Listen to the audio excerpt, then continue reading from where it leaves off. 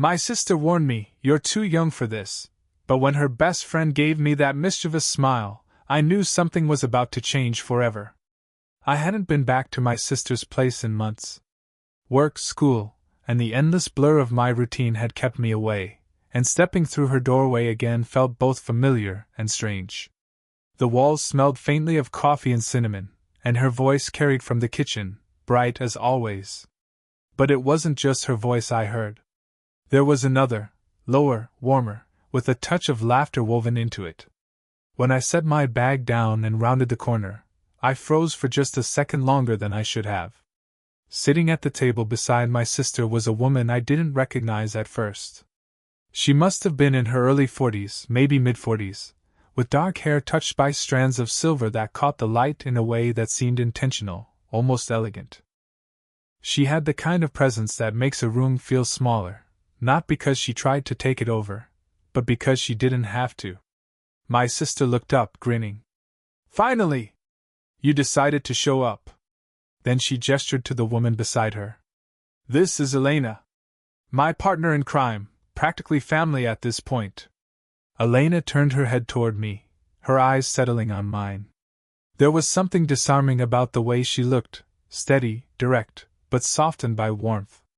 She smiled politely, and I caught myself staring a second too long. I mumbled something about being glad to meet her, my voice rougher than I intended. She tilted her head, a flicker of amusement passing over her expression, as if she noticed the stumble but chose not to call me on it. The three of us fell into conversation easily enough, or rather, my sister carried most of it while I tried not to seem distracted. Elena's laugh had a weight to it, slower and more deliberate than the quick bursts I was used to hearing from women my age. Every time she spoke, there was this measured confidence behind it, like she wasn't in a rush to impress anyone.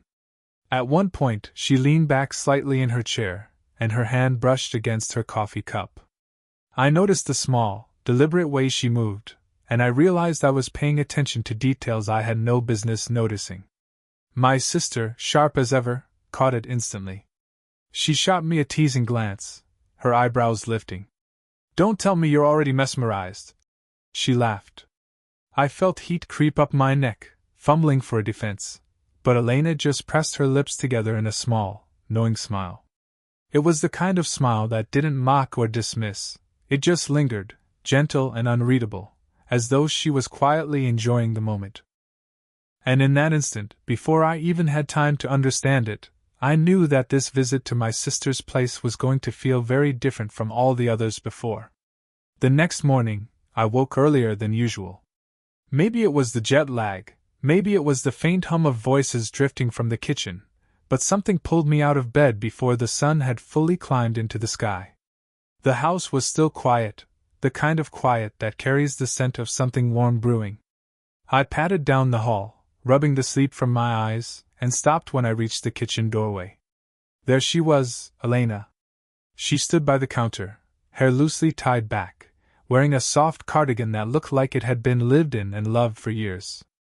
Sunlight pushed through the window behind her, catching in those streaks of silver in her hair, making them glow almost gold.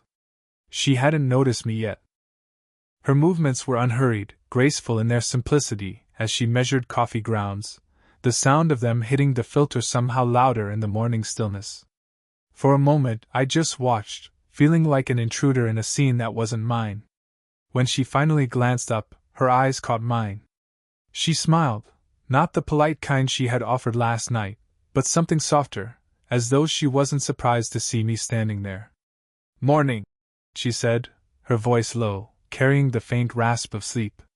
"Morning," I echoed, stepping inside. I tried to sound casual, but I could hear the slight crack in my own voice. She poured hot water slowly, steam rising between us, carrying that unmistakable aroma of strong coffee. "Your sister's still asleep," she said, almost more statement than question. I nodded, leaning against the counter. "Yeah.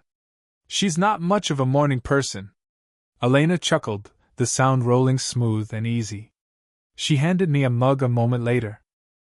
Her fingers brushed against mine as she passed it over, and it was such a small thing, a few seconds of skin against skin, but the warmth lingered, spreading through my chest faster than the coffee itself.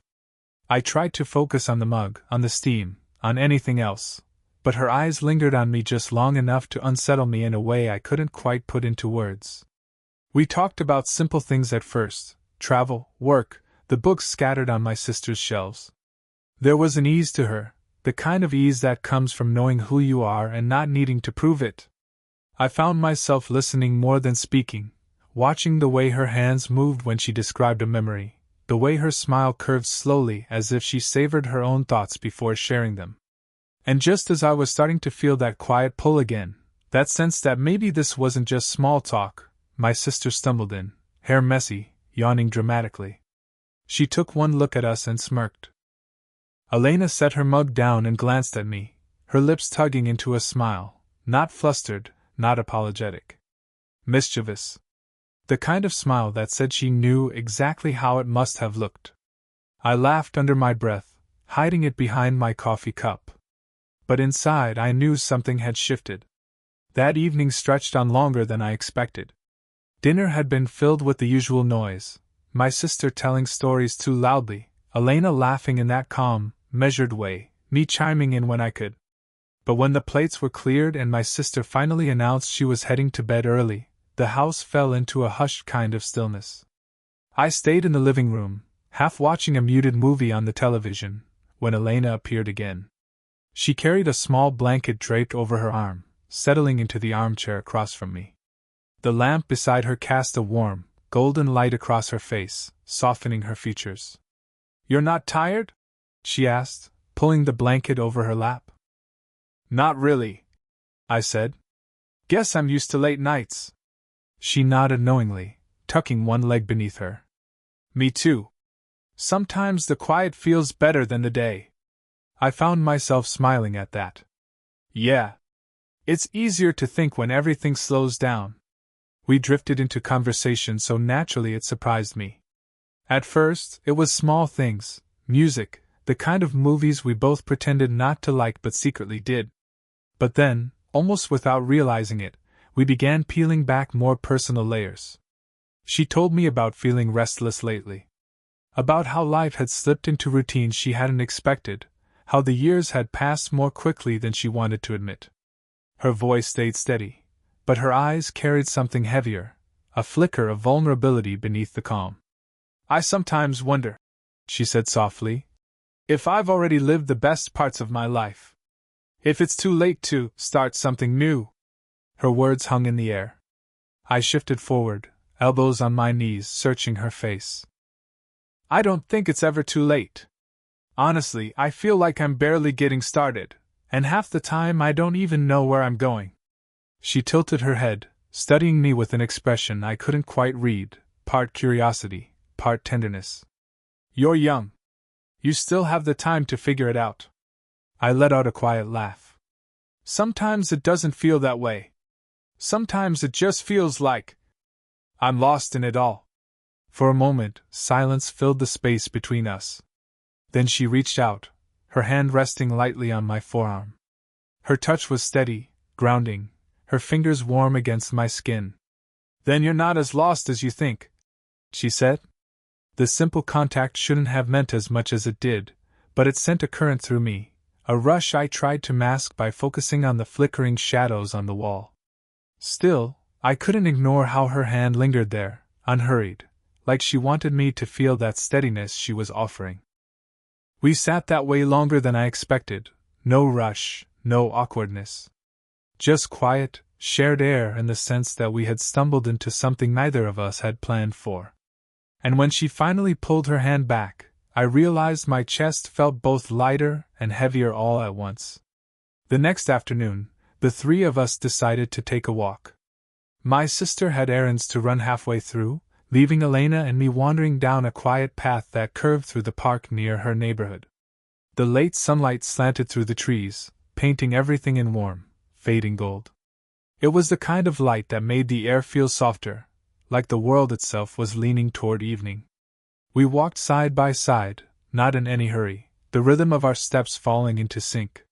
She carried her hands loosely in her pockets, while mine brushed the edge of my jacket nervously, as though I needed something to do with them.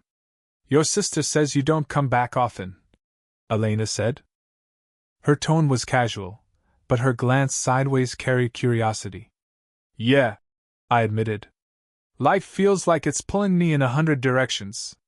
Sometimes I wonder if I'm doing any of it right. She hummed softly, a sound halfway between agreement and thought. That doesn't really change with age. Trust me. I smiled faintly at that.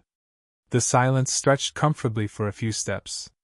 Then, almost without thinking, I said, I like talking with you. It's different. She turned her head toward me, an eyebrow lifting. Different how? The words caught in my throat, but I pushed them out, half joking, half honest. I guess I just don't feel this comfortable with people my age. They're always rushing, always trying too hard. With you, it feels slower. Better. For a moment, she stopped walking. I froze too, the gravel crunching under my shoes echoing louder than it should have. She looked at me, her eyes searching, not unkind, but sharp enough to make my chest tighten. Her lips curved, not quite into a smile, not quite into a frown. You're too young for this, she said quietly. The words weren't cruel, they carried something else, a mix of caution and care. But before I could let the disappointment sink in, before I could even look away, she let out the faintest laugh. Then came the smile, mischievous, playful, the same one I'd seen that morning in the kitchen, but stronger now, bolder. It lingered on her lips as though she was daring me to answer, daring me to either back away or push closer. My heart thudded unevenly, caught between the warning of her words and the invitation in her expression. I swallowed hard, forcing a laugh of my own. Maybe. But that doesn't mean I can't mean what I say. Her eyes stayed on mine a second too long, and I swear I saw something flicker there, not just amusement, but something unspoken, fragile and fierce at the same time.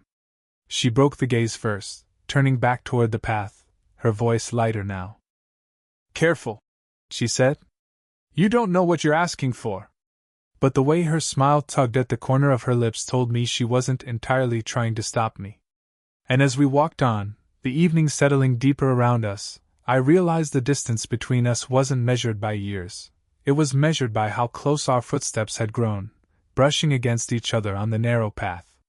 The rain started in the late afternoon, light at first, then steady, until the sound of it filled the whole house with its rhythm.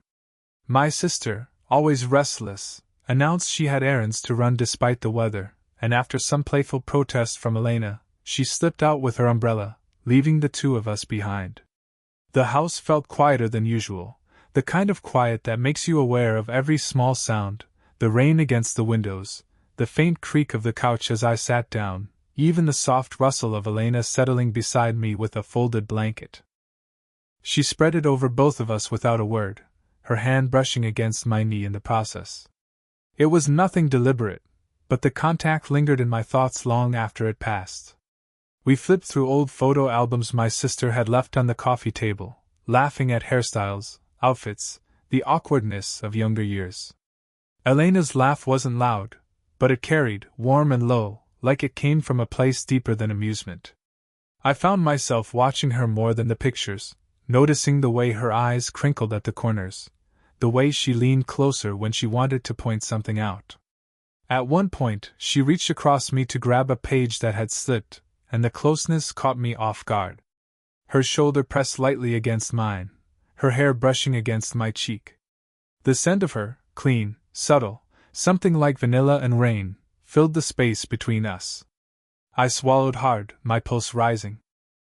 She must have felt the shift, because when she leaned back, she tilted her head, studying me for a moment. Then, without a word, she tucked a stray strand of my hair behind my ear.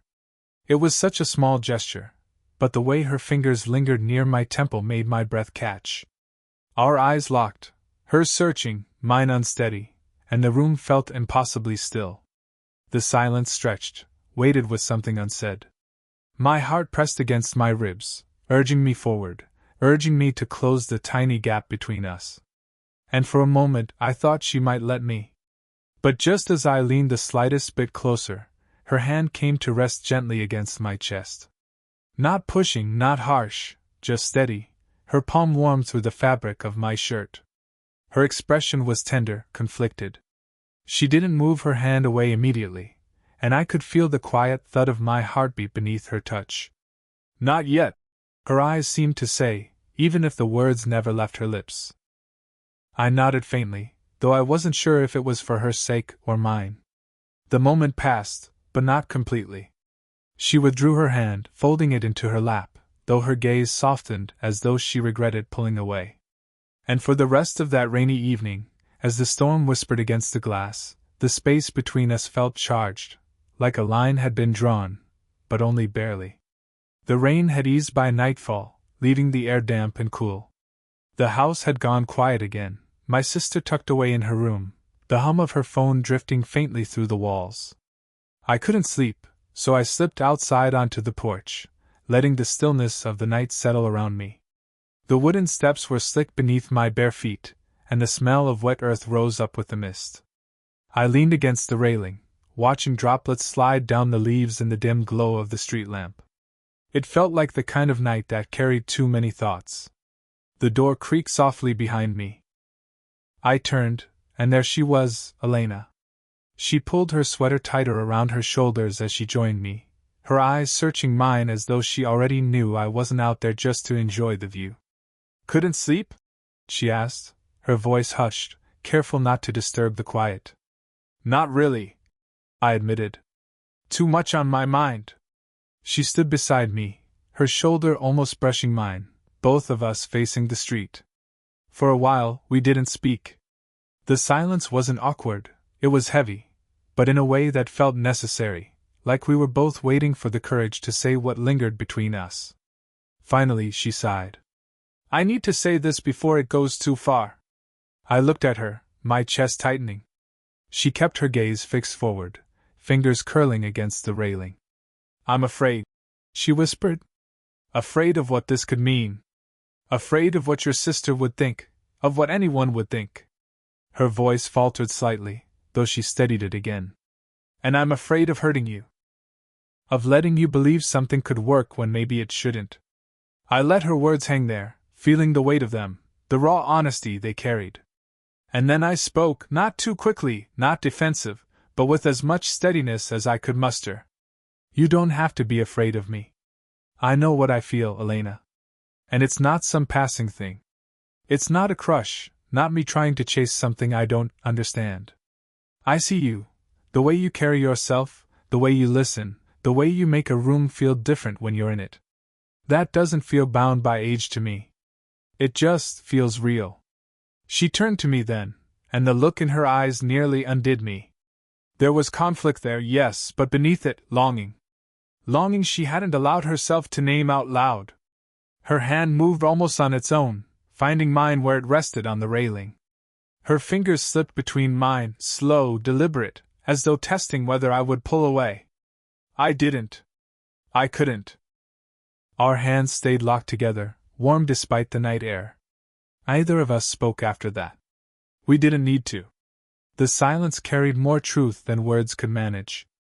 And in that quiet, standing close enough to feel the faint brush of her shoulder against mine, I knew we had both crossed into something neither of us could pretend away anymore.